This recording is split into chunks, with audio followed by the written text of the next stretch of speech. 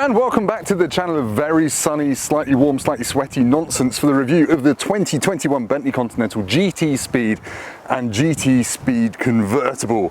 Look at it, what a majestic thing. This is Bentley's vision of the most dynamic Continental GT they've ever made, which, if you're not being a motoring journalist, means it goes round corners better than ever and stops better than ever and is faster than ever. So I'm going to take you for a walk around and a bit of a drive through the Sicilian countryside. Try not to run over any lemons, and well, let's get cracking.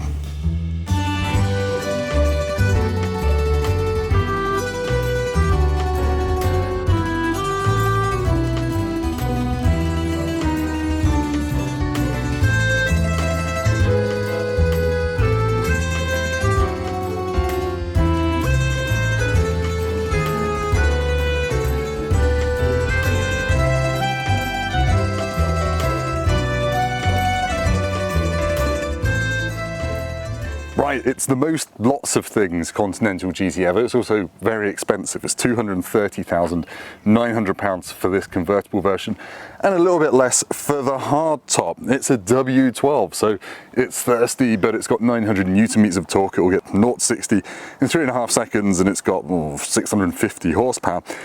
But yeah, let's talk about the looks to start with. It's got some new bits. It's got a different tint to the front grills. It's got these whopping great 22-inch forged speed wheels. You've got different sills. This one's been driven through a hedge by the previous owner. Don't worry, that's not actual scratches. Yeah, it's quite a majestic looking thing. I quite like it in this blue. It matches my handbag. As you'd expect, it's on 3-chamber air suspension. And the real story is that it's kind of got the entire kitchen sink of chassis stuff underneath it. So it's got 4-wheel steer for the first time ever on a Conti GT. It's got an electrically controlled limited slip diff for more grip / skids at the back end. The whole ethos of this car is to be more dynamic, but to still be a comfortable GT car. And part of that being dynamic are the carbon ceramic brakes. I'll show you the front ones, that's easier. There we go, this car has them. They are an option, and they're 440mm, and they're the biggest brake ever fitted to a production car apparently. And they are phenomenally good. They've got 10 piston calipers, and obviously this is a heavy car, it's kind of quite a bit over 2 tons.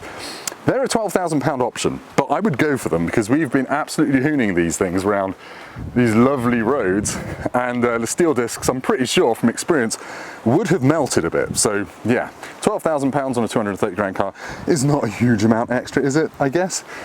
Round the back, it's very much Conti GT. You can get an Akrapovic exhaust on it as well. This one doesn't have it, but even with the standard exhaust, you do get some pops and bangs, which is very exciting. Now, there is a bunch of other stuff they've done the driving of this, but I'll talk about that in the driving section, which, spoiler, I have already filmed, and that's in a hardtop, so don't be put off by the fact that I'm about to be driving a hardtop version. I'll talk about the convertible as well. Now, in terms of practicality, despite being a Grand Tourer, it's not quite as ridiculously practical as you might think, he says, opening the boot. Sorry for all my stuff in there, but yeah, the coupe, the GTC's got 235 litres of boot space, which isn't really an awful lot, and the hardtop's 358 litres, so you have to be a bit clever with your packing and take soft bags and all that kind of stuff. Right, let's show you the interior, because there's lots of new speedy bits in there. Did I show you the speed badge? Look. It has a speed badge. Good news. As you'd expect, the interior is phenomenally beautiful. I can't really say that, but before we get into that, let's try and stuff myself into the back seats. And obviously the convertible is going to be a little bit tight, but I've got unlimited headroom in the Sicilian sunshine. Let's pull this forward and see. Yeah, no, that's detected. It's crushing my knees. So I can fit, but it's a little bit tight. So yes, this is a 6'3" bald man in the back of a convertible Bentley Continental. I've actually got legroom, but I think the driver's going to be a bit cramped with me in the back. And I've got plenty of shoulder room. I'm actually reasonably bolstered. These seats are quite buckety. And look, I've got lots of lovely diamond stitched leather piping, rear window switches. And a little slidey thing with a normal USB and a 12 volt. Anyway, let's go up front and see what it's like. Now up front, you can tell this is a GT Speed and not your common or peasant's garden GT, because look, there's a speed badge and there's a different color split in the leather, and there's an Alcantara steering wheel. But I don't have wireless Apple CarPlay. if I press this, I can actually show you the actual screen. That'd be useful, wouldn't it? Yeah, you have to plug in for CarPlay, but otherwise the infotainment system is really quite lovely, easy to use, and looks very posh. And obviously you've got the three-way flippy spinny screen, which is a £5,000 optional extra, which is worth having, to be honest, because I don't think your car would be worth anything second hand if you don't get it. Another expensive option, but is an absolute must-have on any Bentley, is the £6,700 name stereo, which has basically got subwoofers in the seats, so it rocks your bits when you're listening to something bassy, and it sounds incredible, even with the roof down. The rest of the cabin, you've got your buttons there for heated and cooled seats, engine start stop, roof, and everything else. Digital dashboard, lovely steering wheel, and we've got to do it, haven't we? We've got to do the organ stop thing.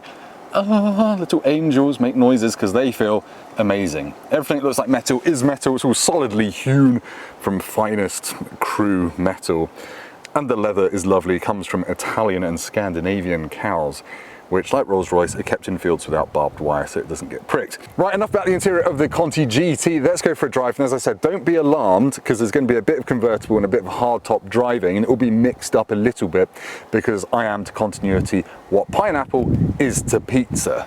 Probably going to get shot for saying that. Let's go. Right, let's go for a drive in the Bentley Conti GT Speed. 0 to 60 is 3.5 seconds. I'm in sport mode. That W12 has 900 newton-meters of torque, and that is 60 miles an hour.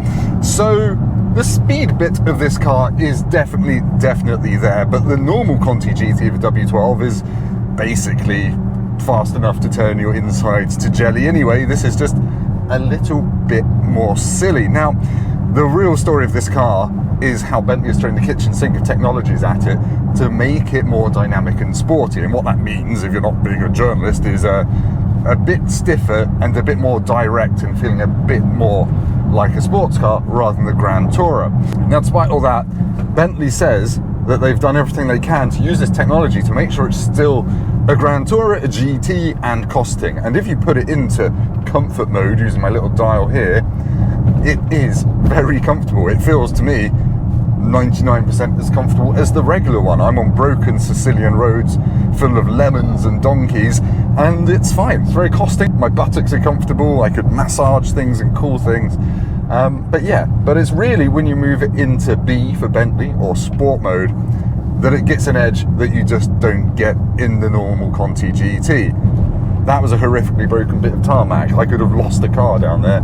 Didn't notice it, even though I'd switched to sport mode. So Bentley's definitely done a good job of making this retain the Conti GT sense of splendour and buttock cosseting. When you get on the power, you really feel that new electronically controlled limited slip diff working the rear axle, and this does feel a lot more rear wheel drive than the regular Conti GT.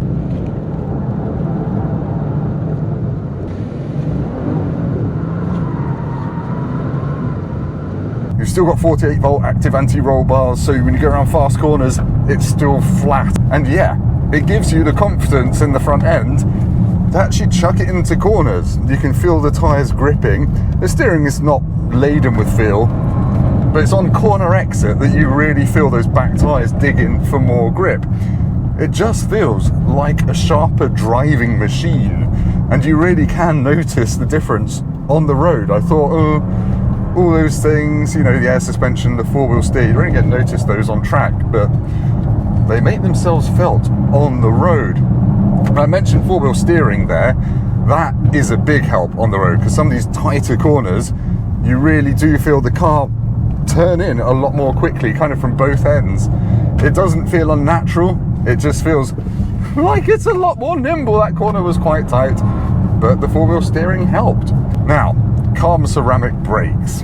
Bentley has never really liked to use them. In fact, they've never used them in a production car, as far as I'm aware, until now, because they're usually a bit vibraty, a bit noisy, and not very Bentley. And if you've ever driven certainly an earlier car that has carbon ceramics, like an early Porsche, they can be a bit weird on the road. They feel a bit numb, and they feel a bit, well, just noisy. So anyway, Bentley's done a lot of work to make those brakes on this car Bentley-ish. And I have to say, this car has them fitted, and they not only do a phenomenal stopping job, Jesus Christ, they can do it over and over again without wilting.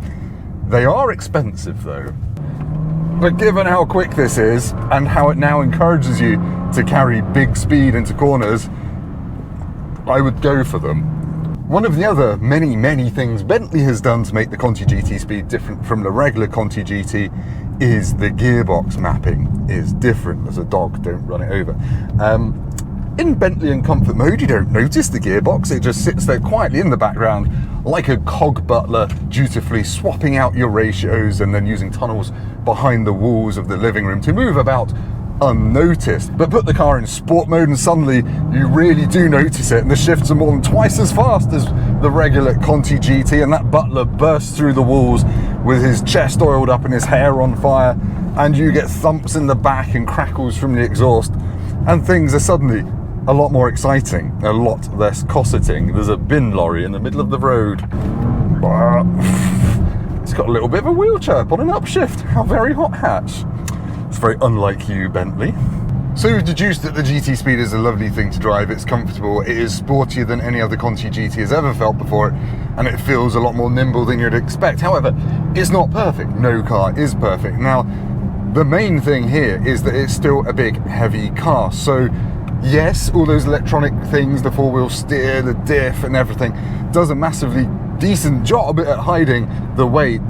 On a bumpy road mid-corner, you still sense the car's mass. There's just no getting away from it. And it's got the grip and the brakes to go at lunatic speed.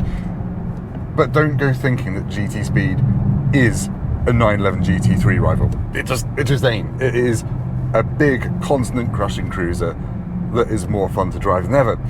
But you're not gonna be laughing your head off, hanging the tail out of every junction on the road. Now, we know it can drift on track, but it's so big you'd have to be an absolute nutter to do it on the road, frankly.